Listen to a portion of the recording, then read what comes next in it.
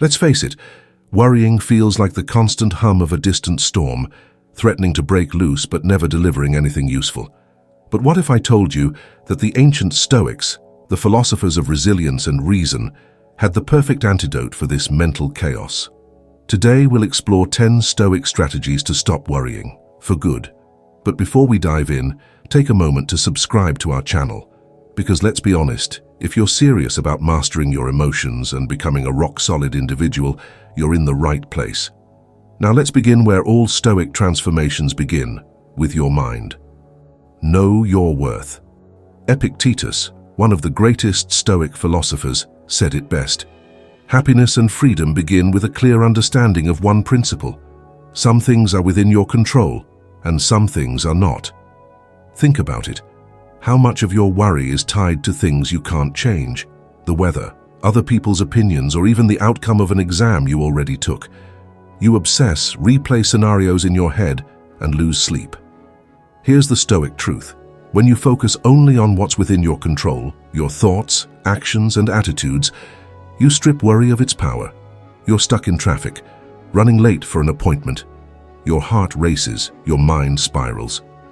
A Stoic would calmly ask, "Can I control this traffic?" But I can control my reaction. Instead of panicking, turn on an audiobook, use the time to learn something, or simply take deep breaths.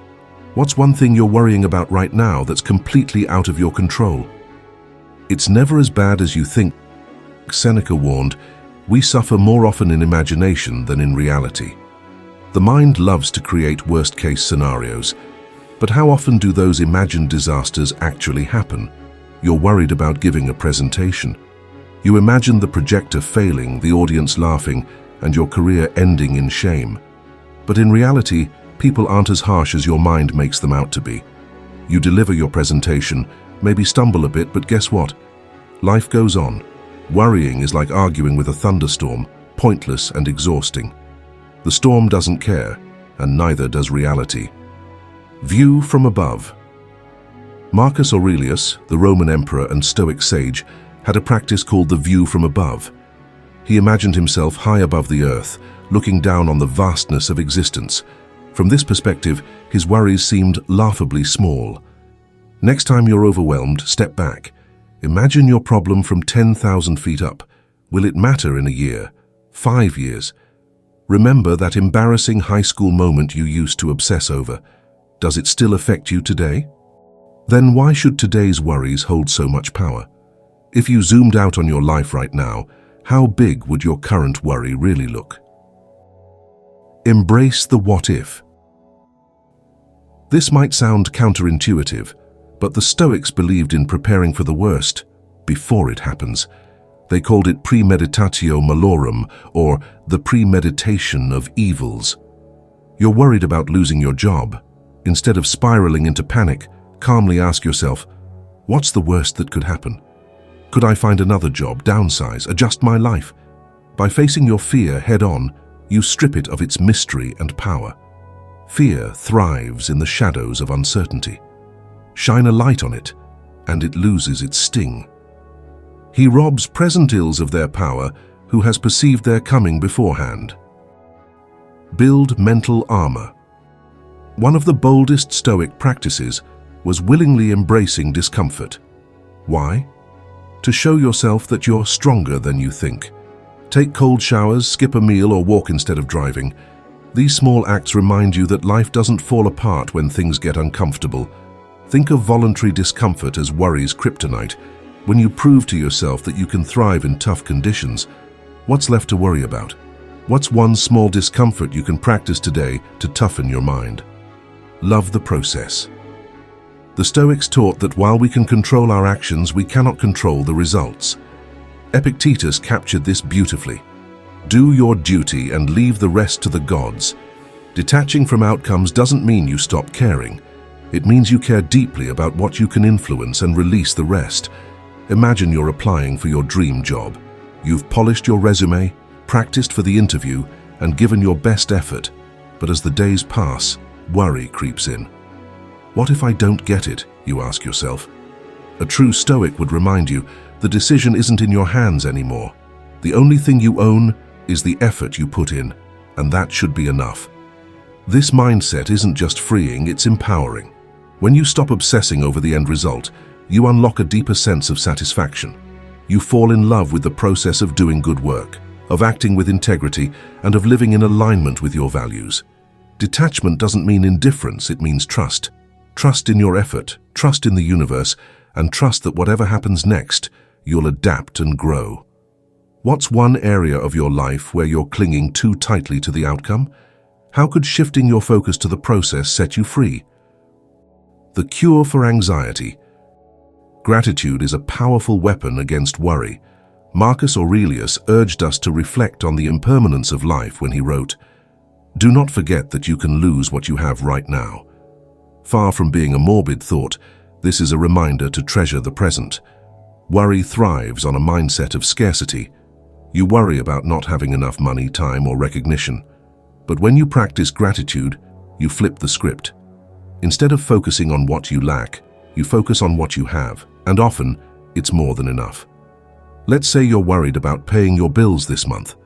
Yes, the stress is real, but a Stoic would challenge you to pause and ask, what do I have right now? Maybe you have a roof over your head, food in your fridge, or even a friend who supports you. Gratitude doesn't erase the problem, but it shifts your mindset, giving you strength to tackle it calmly. Each morning, write down 3 things you're grateful for. They can be small, like the taste of your morning coffee, or big, like your health or loved ones. Over time, this practice rewires your brain to focus on abundance rather than fear. Gratitude grounds you. It reminds you that even in chaos, there's beauty to be found. So, what are you grateful for today? Surround yourself with the right people. Seneca's advice rings truer today than ever. Associate with those who will make a better man of you. The people around you either amplify your worries or help you dissolve them. We've all had that one friend who turns a small inconvenience into a catastrophe. They love to point out all the ways things could go wrong, and before you know it, their anxiety becomes yours.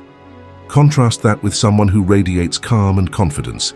They remind you of your strengths and help you see solutions instead of problems. Let's say you're facing a big decision, quitting your job, starting a business, or moving to a new city. Who do you turn to? The person who says, "That's risky, are you sure you're ready?" Or the one who says, "You've got this. Let's talk through your options." A Stoic would choose the latter every time. The company you keep shapes your mindset. If you're surrounded by worriers, you'll worry. But if you surround yourself with thinkers, doers, and encouragers, you'll grow into someone who faces life with courage and clarity. Take stock of your circle. Who lifts you up, who drags you down, and most importantly, how can you become the kind of person others feel safe around? The ultimate worry slayer. This one might feel heavy, but hear me out. The Stoics believed that accepting the inevitability of death was the ultimate freedom. Marcus Aurelius wrote, "You could leave life right now. Let that determine what you do and say and think." Why is this liberating? Because much of our worry stems from a refusal to accept life's fragility. We fear losing people, opportunities, or time. But when you embrace the truth that everything, including you, is temporary, you begin to cherish life instead of fearing its end. Picture this. You're worried about making the wrong decision, choosing the wrong career, partner, or path. But when you remind yourself that life is finite, the pressure eases. Suddenly, the fear of getting it wrong feels less important than the opportunity to simply live fully and authentically. Accepting death isn't about giving up, it's about waking up. It's a reminder to stop wasting energy on trivial worries and to focus on what truly matters. If you only had a year left to live, what would you stop worrying about? And what would you start doing instead? Live for a reason. Purpose is the ultimate antidote to worry. When you know why you're doing something, the how becomes less daunting. Marcus Aurelius urged us to align our actions with our values. If it is not right, do not do it. If it is not true, do not say it. Think about it. When you're deeply connected to your purpose, everyday anxieties lose their grip. The noise of doubt fades, replaced by the clarity of knowing you're on the right path. Imagine you're a parent juggling work, bills, and raising a child. The stress is real, but your purpose, to provide love and stability for your family, keeps you grounded. You worry less about perfection and more about doing your best. Purpose gives you resilience. It's like a compass that guides you through life's storms. Without it, every obstacle feels insurmountable. With it, every challenge becomes meaningful. What's your why? What's the deeper reason behind your actions, and how can reconnecting with it calm your worries? When you live with purpose, gratitude, and a clear mind, you don't just stop worrying, you start thriving. The Stoics knew this, and now, so do you. Good day.